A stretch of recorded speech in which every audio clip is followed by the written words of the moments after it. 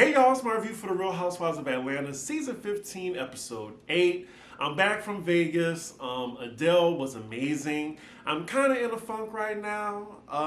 Not in the best of spirits, but you know, a ninja has a job to do and people to entertain. So I'm going to do this review and push right through it. I'm probably going to say on my Patreon what's been going on, and yeah, let's get into the episode. So we start out with Drew, and she's with her assistant in the kitchen. She's excited talking about her music video coming up. I still don't know why Drew has an assistant. If someone wants to enlighten me, let me know in the comments. You know, I really want to like Drew. She's like a nice person, but it's just something about her on the show that's just not authentic to me. And it's intentionally not authentic on her part. That's why I just can't rock with her. I just really can't take this same old plot line of a housewife wanting to have a music career. It's been done to death. So after embarrassing herself by trying to get her song to play on Alexa, she's showing her assistant her dance move. To be honest, I'd much rather see Drew try to get back into the acting world, like go with her on auditions, talking to some of her peers in the industry. That's interesting. Not this recycled ass plot line. So Toxic Ralph comes into the scene, and Drew's letting him know that her family's coming in, like her mom's coming in on Monday, and her sister, which makes Ralph's ears perk up, comes in on Wednesday. It seems like Drew's sister and Ralph has beef, but the backstory is we hear that Drew's sister managed her entire career. But then when COVID came, like she had like a mental health break. And for some reason, Drew said she couldn't handle the workload that her career demands. Interesting, because I didn't know the phone was ringing off the hook for Drew Sidora. So now we get the real tea why Drew's sister wasn't in the picture when Ralph starts speaking. It seemed like she had a lot of negative things to say about Ralph, and he actually banned her from the house. He even tells Drew that she's putting him into an uncomfortable predicament. You see that gaslighting? And apparently her sister was telling her that Ralph was controlling and manipulative. Wow, we haven't heard that one before. I guess hindsight is 2020, Drew. Child, Drew asked Ralph what it would take for him to feel comfortable with her sister over, and this ninja says he might just have to leave for a few days. And then Drew just sitting there like, oh well, maybe we could just take it one day at a time. All I have to say is I'm glad she took the leap in divorcing his ass. Also, we are 7 minutes in and we are still on Drew and Ralph. I'm ready for this to move on. Anyway, next scene we're with Sheree at She by Sheree headquarters. I'm seeing all this merchandise Sheree, and I didn't see none of that on the runway last season. So we see her talking to her operations manager. She's getting new clothes in. It's probably still not available on the website to this day. We cut to her confessional and she's asked about production if she made a profit yet on She by Sheree. And you know, whenever Sheree is asked a difficult question or something she don't want to answer, she turns to Porky Pig. Get up, bring summer fall. But according to her, she's going to get these items online ASAP so she can prove haters like Kandi wrong. So then production shows us when Kandi was kind of poking fun at Sheree's business like everyone on the cast did. But for some reason, Sheree is singling Kandi out. We then cut to Kandi's confessional and she's saying she feels like Sheree should have a sense of humor. I mean, you can watch Pop Roast. Like, it's just so easy to come after Sheree because, you know, she lives her life in delusion and then we all watch her fall down the steps of life. Like, I'm a little surprised she hasn't become privy that she's a running gag on Housewives of Atlanta. So a little later, Sheree hits up Kandi via text to see if she wants to meet up one-on-one since they didn't get to talk much during the Gucci brunch. And the goal is for Sheree to hash a few things out with Kandi. She doesn't say this in the text, but she says she just wants to talk about a few things. And then Kandi obliges. Next scene, we see Marlo putting on for the cameras as she's doing an Instagram live session with a foster care organization that she's working with. As she's finished with the meeting, she's then joined by Sonia. Sonia and Marlo are really thick as thieves now. Do y'all believe this friendship? Let me know in the chat. As they're talking, having a good conversation, Sonia tells Marlo, like, see, this is what I want the other ladies to see because I feel like they don't get this side of Marlo. And every time she's from the group, the old Marlo is brought out by the other ladies. I disagree with that. Old Marlo is still current Marlo. Even though Sonya said all this, Marlo disagrees and still trying to play the victim. She says that there's nothing that she could do right in the other lady's eyes. And she keep bringing up the fact that she knew Kandi for 10 years. You did not. Y'all were co-workers for 10 years. She knew of you for 10 years. She tolerated you for 10 years. But friends, that's a reach. Marlo says she's gonna leave it alone, but I don't believe that. She then changes the topic and says she has a blind date coming up. Sonya is very excited to hear this news that Marlo's going on a date, and even more excited to find out that he's Jamaican. We cut to Marlo's confessional, and she discloses that no one has been between her legs in 4 years. It's a long ass time. She also says she's tired of the other ladies trying to call her a whore or say all she dates is white men, because it's not true. She dates black men as well. Next scene was Sheree meeting up with Kandi, and it looked like they were supposed to have workout gear on, but Sheree has a whole mink on. And does she have heels? Because they're supposed to be like hiking around the park. It really looks like she's wearing heels with joggers as she's walking around in the park. I mean, at least Sheree looks good. She's just not practically dressed for a walk in the park. So they finally have a scene and they begin their one-on-one. Now everything's going smooth so far until Sheree mentions that she thought her and Kandi were cool after the reunion. She tells Kandi that she heard on different platforms that she was talking negatively about her business. She goes on to say that she doesn't know why Kandi would talk negatively about her business because she's always supported Kandi, bought her products, went to her restaurants, etc. She calls out Kandi for shading her business and gives her examples, but it seemed like Kandi was just saying facts. It wasn't shade. Look, everybody on the cast was poking fun at She by Sheree, not just Kandi. Oh, this is a ping pong match of shade. Sheree asked Kandi, "Did you buy anything?" And Kandi's like, "Was it on the website?" Sheree then says, "It's been on there for 2-3 months. I don't nobody want no $220 She by Shein jogger by Sheree scamming ass. Sheree's just giving all the excuses about why her fashions weren't available on her website. And it's going on ad nauseum. Production is shady. Kandi's facial expression just says it all. She is all of us in this moment. Oh! You don't come to me for music advice, so I surely don't come to you for fashion advice. Oh, all right, it's starting. It's also funny seeing Sheree try to break down the logistics of an apparel company to Kandi, who already had Tag's boutique. I'm not sure if it's still in business, but Kandi's already done this before, Sheree. Maybe not at the same level you're doing it because she's actually paying her employees. Ooh, and here go production with the receipts. They even had the designers saying that Sheree didn't pay him, reimburse him. That's why we didn't see any of those clothes on that runway on the website. We see She by Shein. They're really going back and forth now. Since Kandi brought up the She by Shein thing, Sheree then brings up how Kandi's restaurant didn't pass their health inspection. But Kandi said, "You know what? I passed though. I passed."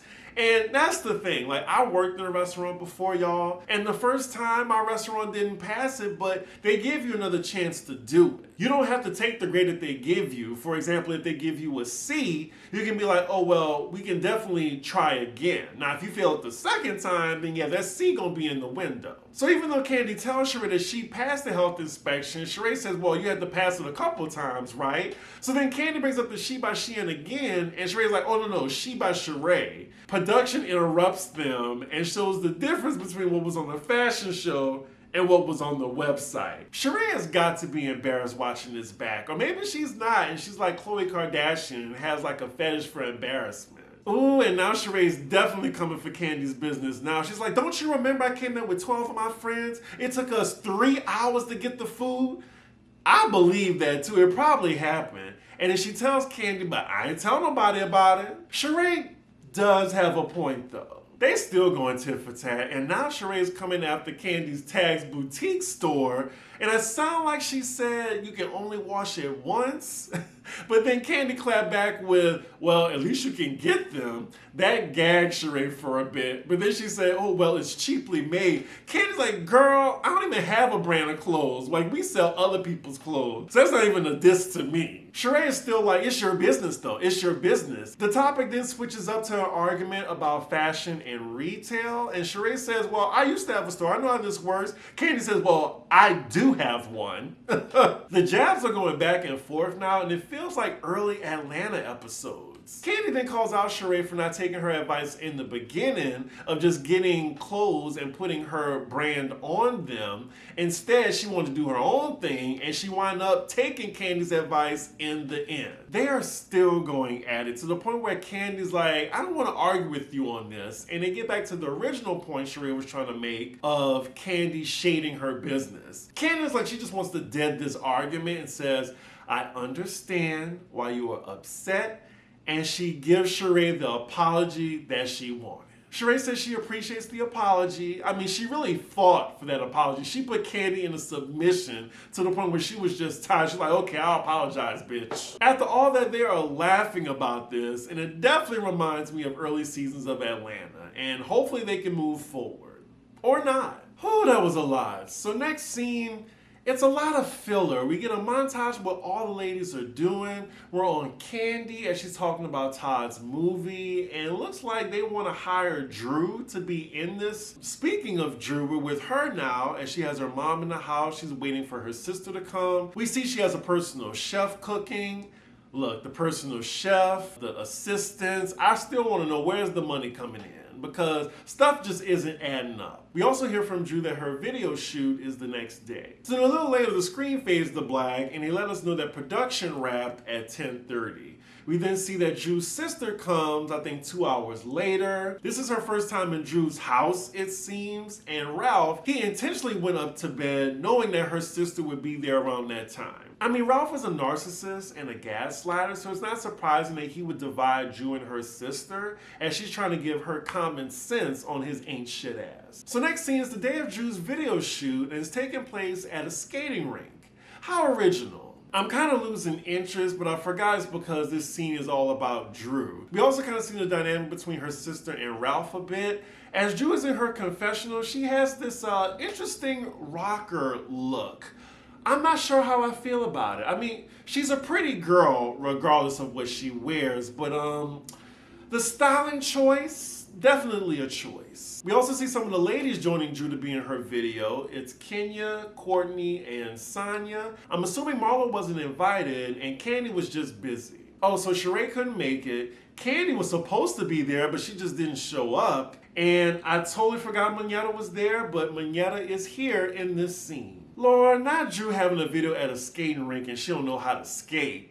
Now this matters because Sonya brought up a good point. Like, you already messed up your ankle running. Was that last season? You trying to mess up your ankle going skating now too? So as they're shooting the video, we cut to a few of the ladies' confessionals. Kenya says it's like a low budget version of Blow by Beyonce. We even see Manetta throw a little shade at Drew. Okay, so now we see a little moment between Ralph and Drew's sister. They're talking, I guess, and she's full of emotion because she burst into tears immediately as they're talking about the vision of Drew's music video. It seems like there's a little bit more going on there, and I'm actually intrigued to find out more about a Drew storyline. Wouldn't you know? And here we go again with Ralph acting for the cameras. I don't believe a word he's saying. So we interrupt your regularly scheduled C. Diggy RHOA review because my camera fucked up. So when I got on my computer to start editing, the last 15 minutes was gone. So now here I am the following day, Tuesday afternoon, having to refilm it. So let's get to it, y'all. I'm a professional, and yeah, I'm sorry for the delay. Let's get to it. So next up, we see Marlo getting ready to go on her blind date. She is very excited for this date, and she looks great. I'll give her that. It's Marlo, though, so it's not that much of a surprise. If it was Giselle Bryant, then yes, that would be shocking. So as Marlo's headed to her date, she calls Sonya on FaceTime, just kikiing with her, saying she's excited. Sonya lets her know that she was at Drew's video shoot, and instantly, Marlo's like, oh, well, I wasn't invited. I mean, you think, Marlo? I mean, you screamed at her, "My nephew is dead, bitch!" I said I wasn't going to do it anymore, but the time calls for it. Anywho, Marlo gets the idea to call Drew the fake bitch just to see what she has to say with her fake ass. But Marlo, who's the fake bitch right now? Because you're the one calling Drew. So Drew picks up and Marlo's like, "Hey, beautiful, how are you doing? You look gorgeous." But Drew's the fake bitch. Okay, Marlo. So Drew's like, "Hey, I'm at my video shoot. I'm surprised to hear from you." Marlo then says, "Well, I just wanted to say congratulations. I'm just really nervous right now that I'm going on a blind date." Like, girl, the last time you talked to her, like, you dismissed her, but you just calling her like the Kiki. I'm really glad Drew called her ass out and said, "Marlo, you haven't given me an apology. We haven't sat down to talk about this." Marlo's like, "Well, baby, I'm sorry." And she gives some like whack excuse, but Drew does not let her off the hook and keeps letting her know what it is. Marlo gets annoyed by this and hangs up on Drew. And then starts calling her all types of fake bitch, comes after her body, her wig, calls her a deranged, washed up actress. Yeah, this scene, Marlo, it did not make you look good at all. It actually made you look despicable. And if I'm on Drew's side, you know you fucked up. And why you had to go like after Drew's body when your ass was on the table like 2 seasons ago? So after that, her gold digging ass gets to the location where she's meeting her blind date. She already judges the place and says, "Oh, this is a strip mall?" Coming from Marlo, I am not shocked. Okay, so she meets the blind date and he kind of fine. He tall, got a little salt and pepper beard going on. He not my type, but he's attractive. He's also kind of giving like a tall Todd Tucker, just a little bit. Oh, so they're meeting at his restaurant. Marlo's ears definitely perk up then. All right, so Scotland was doing good, but he's 39, going on 40. Marlo, I think she's almost reaching 50. She don't mind that, but then he says he has 3 kids. One that's 15, 2, and 1. Huh? It doesn't matter if he has 3 kids, but it's the age and the time frame. So that's fresh baby mama drama. That's something you're gonna have to overlook, maybe. Some people can, but Marlo, I think she's looking more at his pockets and what he looks like. So we see the food get to the table, and that is where the intense sexual innuendos start between the two of them. Marlo looks like she is definitely interested. Child, so now Scott Lee tells Marlo that he's been to jail or prison 3 times. And Marlo's like ecstatic hearing this. She's like, "Oh my God, we have so much in common. I've been to jail too." I mean, that's all she needed to hear now. Now she is all over this man. He probably got some that night. Okay, so the credits are rolling. It looks like their date was a success. They cheers, and that is where the episode ends. This was an alright episode, y'all. The highlight of it for me was Kandi versus Sheree. It just really gave that old school Real Housewives of Atlanta vibe. Otherwise, it was just pretty mid. Next week's episode is where the OGs show up. Well, the OGs except for Nene. It's Lisa, Sheree, Deshawn, and Kim. I'm surprised because I know Lisa or Deshawn was not fucking with Kim. I'm pretty sure it's like a staged get together. But yeah, we won't see another Real Housewives of Atlanta next weekend because it's the 4th of July, so they come back on the 9th. So, shit, I'll be in Toronto, and that is when I see Beyonce. Beyonce. Anyway, y'all, y'all let me know what y'all thought about this episode. Make sure y'all like, comment, and subscribe, and I will see y'all for the next episode. Bye.